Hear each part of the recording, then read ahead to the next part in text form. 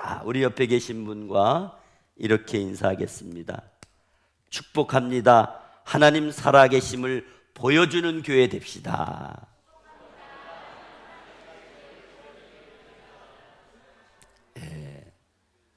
오늘 봉독한 말씀을 가지고 안디옥 교회처럼 하는 제목으로 말씀을 나누고 은혜를 받겠습니다.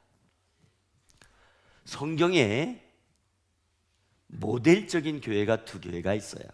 하나는 예루살렘 교회고 또 다른 하나가 오늘 봉독한 안디옥 교회입니다.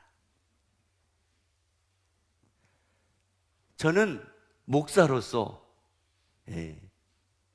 어디 가든지 교회만 보입니다. 교회가 크든 작든 또 예쁘든 교회만 보면 그렇게 좋아했습니다.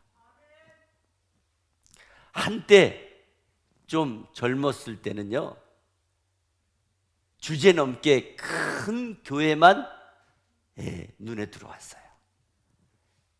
또 저 또한 큰 교회에서 섬기다 보니까 눈이 여기 붙었던 것 같아요. 그래서 논문도 교회 성장에 대한 논문을 썼습니다. 그리고 큰 교회 목사님들 또 성장한 교회에 대해서 많은 정보를 수집하고 그리고 알고 있었어요. 저는 생각했어요. 이렇게 하면 교회가 크게 되는구나. 그런데 아니었어요. 그런 마음이 점점 작아졌어요. 왜냐하면 목회하다 보니까 이게 마음대로 안 되는 거예요. 그리고 깨달은 게 있어요. 목회는 하나님이 해주시는 거구나.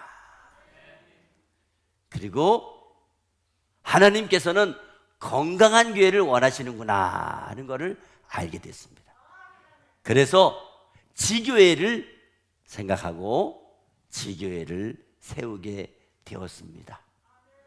그것이 오늘 우리 평강의 교회의 역사가 된 것입니다. 성경에 기록된 모델교회 예루살렘 교회와 안디옥 교회처럼 목회하는 것이 가장 이상적인 목회이며 또 교회는 그 지역에 영향을 끼치는 교회가 되어야 된다고 생각했습니다.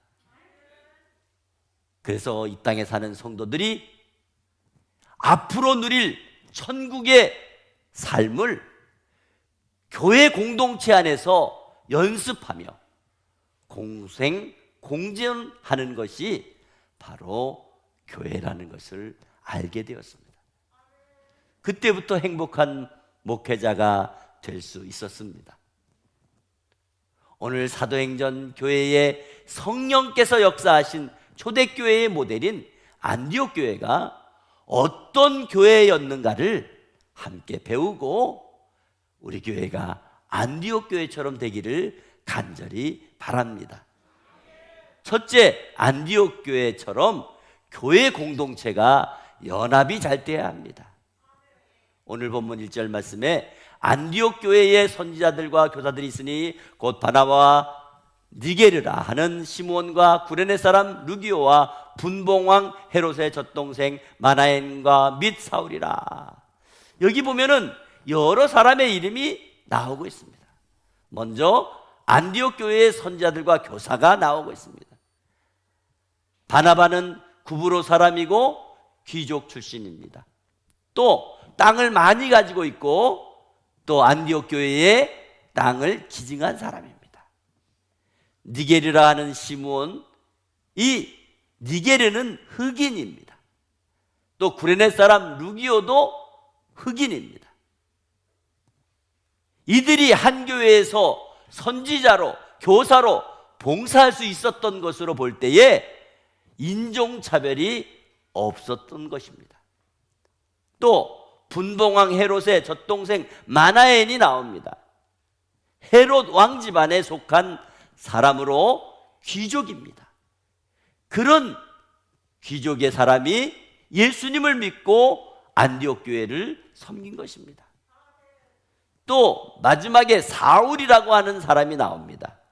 이 사울은 예수 믿는 사람을 잡으러 다메섹 산성으로 가다가 그 도상에서 예수님을 만나서 새로운 사도의 직분을 받게 된 사도 바울을 말하는 것입니다.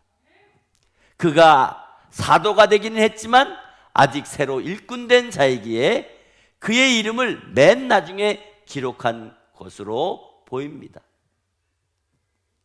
이렇게 안디옥 교회는 많이 배운 사람도 있고 조금 배운 사람도 있고 백인도 있고 흑인도 있고 젊은 사람도 있고 어린 사람도 있고 노인도 있고 여러 계층의 사람이 있었습니다.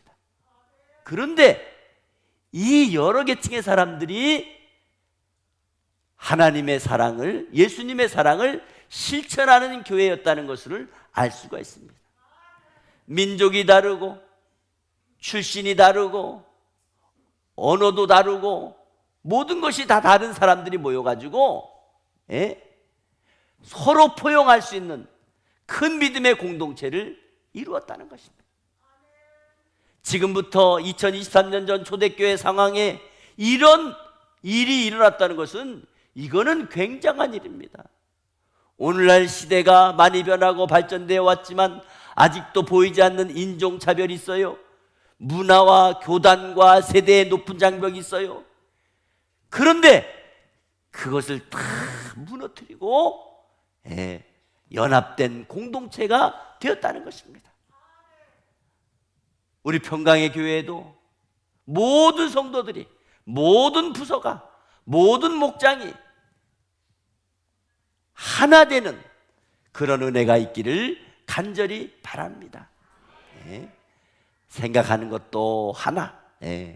이번에 우리가 28주년 준비하는데도 모든 부서가 하나 돼가지고 준비하는 것 보고 저는 감동을 받았습니다. 바로 안디옥 교회가 이와 같이 연합된 교회였다는 것을 보여주고 있습니다. 두 번째, 안디옥 교회처럼 가르치고 배우는 교회가 되어야 합니다. 오늘 본문 1절 말씀에 나오는 사람을 가르치는, 사람을 선지자들과 교사라고 이렇게 말씀했어요. 선지자와 교사는 하나님 말씀을 전하고 가르치는 사람입니다. 바나바와 사도 바울이 바로 하나님의 말씀을 가르쳤다는 거예요. 여러분, 우리가 예수 믿어도 믿음은 들음에서 나며 그랬어요. 믿음이 어떻게 자랄 수 있어요? 말씀을 잡고 묵상하고 말씀을 배워야 돼요. 사도행전 11장 25절에서 26절 말씀에 바나바가 사울을 찾으러 다소에 가서 만남에 안디옥에 데리고 와서 둘이 교회에 1년간 모여 있어 큰 무리를 가르쳤고 제자들이 안디옥에서 비로소 그리스도인이라 일컬음을 받게 되었더라 하는 말씀이 있습니다. 이 말씀은 사도 바울과 바나바 두 사람이 안디옥 교회에서 1년 동안 성경 말씀을 가르쳤다는 겁니다. 그때 큰 무리가 주님께 돌아왔다는 거예요. 교회에서 성경 말씀을 가르쳐야 됩니다.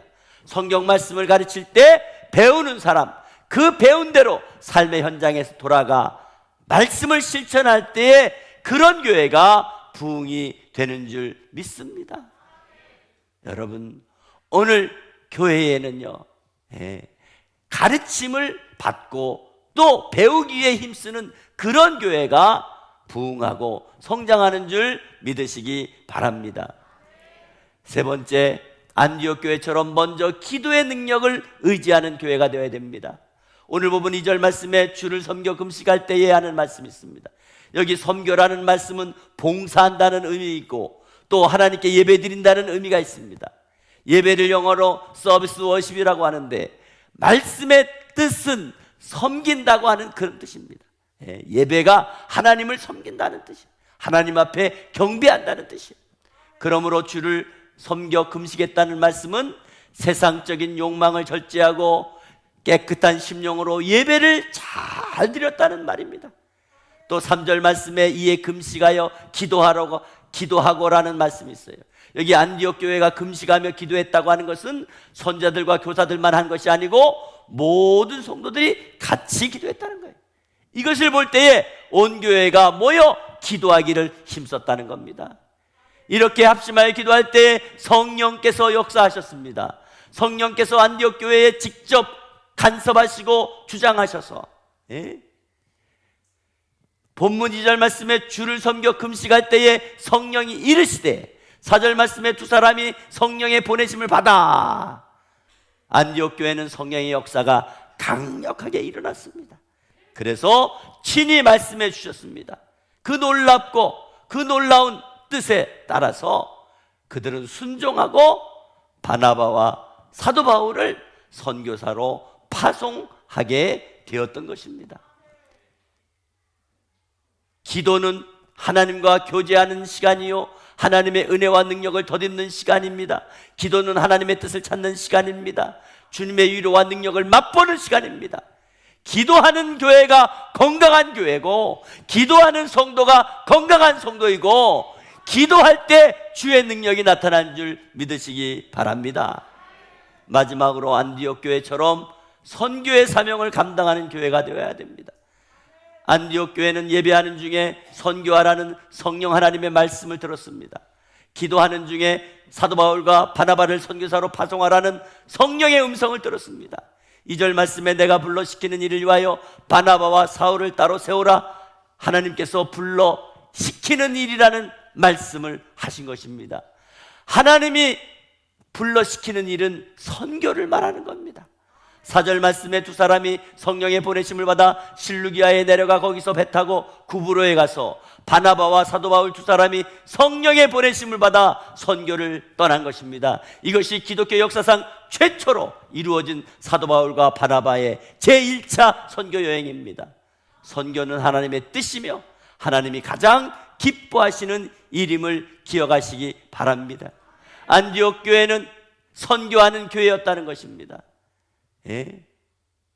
교회의 사명이 뭐예요? 선교하는 거예요. 선교하는 거예요. 우리가 선교할 때 가장 큰 장애물이 뭐예요? 마음속에 부정적인 생각입니다. 하나는 뭐예요? 우리나라도 다 복음화되지 못했는데 어떻게 먼 나라에 가서 복음을 전해야 된단 말인가? 지금부터 138년 전 미국 장로교 언더우드 선교사와 감리교 아펜셀라 선교사가 목숨을 걸고 한국에 와서 선교하며 오늘날 한국교회가 이렇게 성장한 것입니다. 만약 그때 미국 사람들이 아니 아직 미국도 복음화되지 않았는데 꼭 한국에까지 가서 먼 데까지 가서 선교할 필요가 있어? 이런 생각을 하고 선교하지 않았다면 오늘날 한국이 이만큼 복음화되지 못했을 것이고 하나님의 복을 받지 못했을 것입니다. 또 다른 하나는 선교한다고 우리에게 무슨 유익이 있나 하는 생각입니다. 선교하다 보면 사람도 물질도 목숨도 젊음도 인생도 다 바쳐야 선교할 수 있습니다. 이렇게 큰 희생을 치르며 선교하면 무슨 유익이 있나 하는 것입니다. 그러나 선교는 엄청난 유익이 있습니다. 천하보다 귀한 생명을 살리는 일이 선교입니다. 영혼을 살리고 구원하는 것은 선교 외에 다른 방법이 없습니다. 복음을 전하지 않고 어떻게 영혼이 구원받을 수 있습니까? 그리고 하나님의 가장 놀라운 축복을 받는 일도 선교하는 것입니다. 선교는 하늘의 상급을 쌓는 일입니다. 주님과 복음을 위해 내 재산, 내 생명, 내 삶, 내 시간 바치는 사람에게 하나님께서 축복하십니다. 하나님께서 우리에게 원하시는 가장 중요한 것은 예수 믿고 구원받아 천국에서 하나님과 함께 영원히 사는 것입니다. 하나님께서는 그 일을 위해 독생자를 세상에 보내시고 십자가에 달려 죽게 하셨습니다. 선교하러 가면 현지에 도움을 줍니다. 그런데 더 큰 유익은 선교하는 사람 자신이 은혜 받게 되고 복을 받는 것입니다. 큰 은혜를 체험합니다. 따라서 선교하러 가면 주로가 도와주러 간다는 생각 맞습니다. 그러나 더 정확한 것은 선교는 도와주러 가는 것이 아니라 하나님께서 우리에게 복 주시는 기회를 주시는 것입니다. 선교는 하나님께서 하십니다. 우리가 안 한다고 하나님 나라의 일을 안 되는 것 절대 아닙니다. 우리가 안 하면 하나님께서는 또 다른 사람을 들어서 그 일을 계속 하십니다. 하나님께서 우리에게 선교하라고 하신 것은 복받을 기회를 주신 것입니다. 하나님의 복음을 전하면 반드시 복을 받게 되어 있어요. 영국이 선교가 가장 흥왕할 때 영국이 최고의 나라로 복을 받았습니다. 미국이 선교를 최고로 잘할 때 미국이 복을 받았습니다. 대한민국이 선교를 최고로 잘할 때 경제적으로 최고로 높아갔습니다. 하나님의 복음 전하면 반드시 은혜 주십니다. 우리도 건강, 재산, 생명까지 바쳐 복음을 전하도록 힘써야 됩니다. 오늘 우리 평강의 교회 28주년을 맞이하여 안디옥 교회처럼 모든 공동체가 연합하는 교회, 가르치고 배우는 교회, 기도에 힘쓰는 교회, 세계 선교하는 교회 될 때에 안디옥 교회처럼 하나님께서 영광 받으시고 축복하시는 교회 될 줄 믿습니다. 앞으로 30주년 또 40주년 계속되면서 하나님의 약속하신 복을 받아 누리는 평강의 교회가 되기 위해서 공동체가 하나 되고 가르치고 배우고 기도에 전념하고 세계 선교함으로 하나님의 크게 들어쓰시는 은혜가 평강의 교회와 성도들 그리고 자손들에게 있기를 주 예수 그리스도의 이름으로 축원합니다. 축원합니다.